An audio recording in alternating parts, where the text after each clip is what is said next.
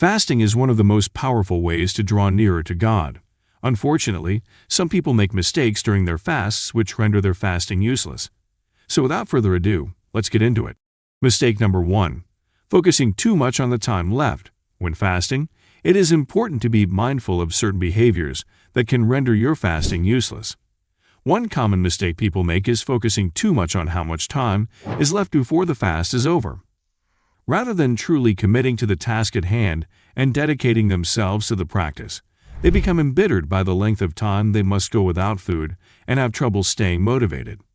As a result, they find themselves constantly checking the time to see how much longer until their fast is over, which only serves to feed their displeasure and distract them from why they are fasting in the first place. This can lead to feelings of resentment and restlessness rather than spiritual renewal, making it difficult for this will to be strong enough to resist temptation. It is true that during your time of fasting, your flesh will tempt you into continuously looking at the time when the fasting will be over so that you can eat. The problem with this is that the more you focus on the time, the more active your flesh becomes alive. This only shows that your mind isn't fully on the fast you are carrying out. When fasting, it is important to focus on the purpose behind it, rather than fixating on when it will be over. Mistake number 2.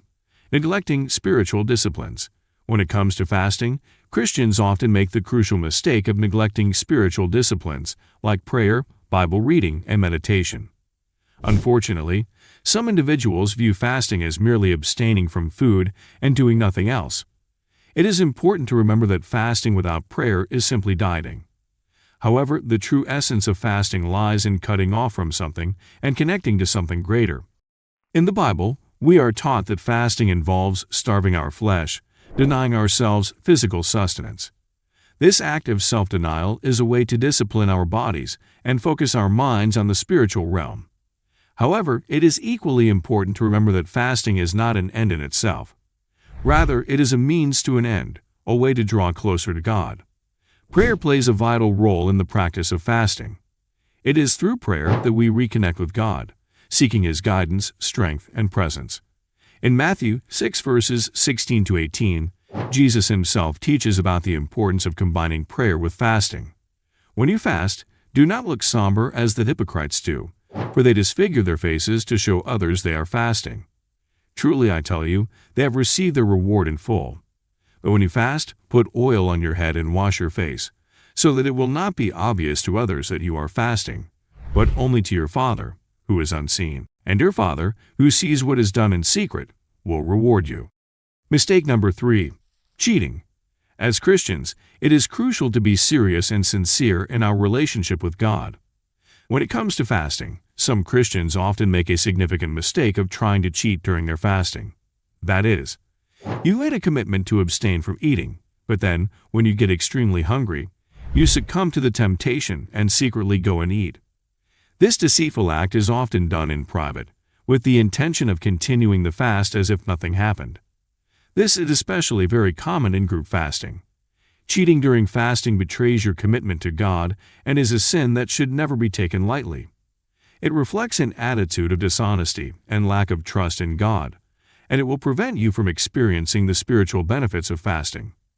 It is understandable that sometimes one may feel overwhelmed with hunger pangs or cravings, but it is important to remember that fasting is a spiritual discipline, not just a physical act. If one finds themselves tempted to cheat during a fast, they should seek out spiritual guidance from a leader in their church or an experienced mentor. Alternatively, one can try to distract themselves by engaging in other activities, such as reading the Bible, praying, or meditating. When you are truly committed to a fast, you won't really notice the hunger. Your spirit will be so filled with the power of God to the extent you won't even notice you've not eaten. Mistake number 4. Talking too much during your fast. Another big mistake you shouldn't make during your fasting is that you should avoid being too talkative. It's not about how long you fast that matters.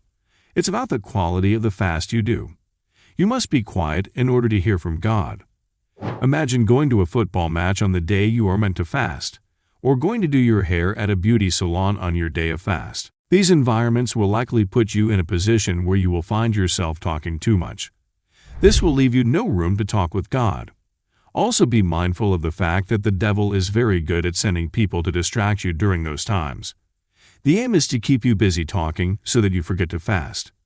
True fasting requires quietness and stillness in order to truly hear from God.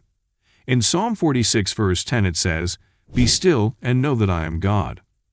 This verse emphasizes the importance for Christians to take moments out of their busy lives devoted solely to being in His presence and listening for His voice. Fasting allows us to devote our full attention towards seeking God's will and being receptive to any revelations He may provide. It is through this process that we can deepen relationships with Him and grow closer to Him.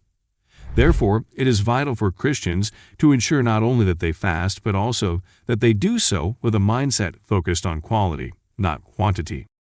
Mistake number 5. Sinfulness. Sinfulness can completely ruin the purpose and effectiveness of your fast. Fasting is not just about abstaining from food. It also involves putting your flesh under subjection. This means that you need to strive to live a life free from sin while fasting. It is essential to understand that it is impossible to maintain the validity of your fast if you are still involved in sinful activities. Therefore, it is imperative to remain mindful of your actions and make a conscious effort to avoid sin during your fast. Mistake number 6. Giving up too soon. Imagine setting out on a journey with a clear destination in mind, but along the way, you decide to take a detour or stop for a break. This is similar to what happens when we break our fast before time. When we fast, we're setting out on a spiritual journey with the goal of drawing closer to God and focusing on our spiritual growth. Sometimes when you fast, you might not see immediate results. So it's understandable why you might feel like giving up. But the issue is that when you give up and break the fast, whether intentionally or unintentionally, it will delay the results you are expecting. It's like trying to quit smoking and taking just one puff, or trying to eat healthy and giving in to a craving for junk food.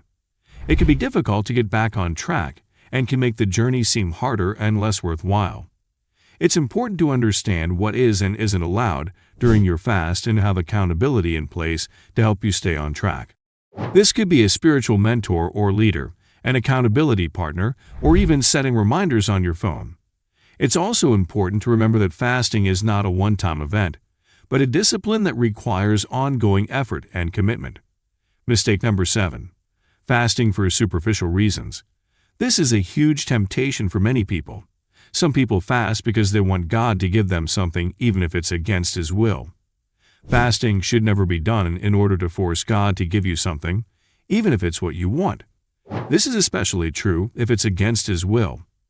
Fasting should help you find peace and realign yourself to His purpose and will, not just selfishly asking Him for results without any regard for His plans. The prophet Isaiah said in Isaiah 58 verse 6-7, "Is this not the fast which I choose, to loosen the bonds of wickedness, to undo the bands of the yoke, and to let the oppressed go free and break every yoke? Is it not to divide your bread with the hungry and bring the homeless poor into the house?" Emphasizing that our relationship with God shouldn't be focused on what He can do for us, but rather what we can do for Him. You should also bear in mind that just because you are fasting doesn't mean that God will answer your prayers, because sometimes a person might be using a fast as a way of bribing God. They deliberately do something wrong, then try to use fasting as a way of changing the mind of God. That doesn't work that way. As usual, if you've been blessed by our video, please make sure to subscribe to our YouTube channel.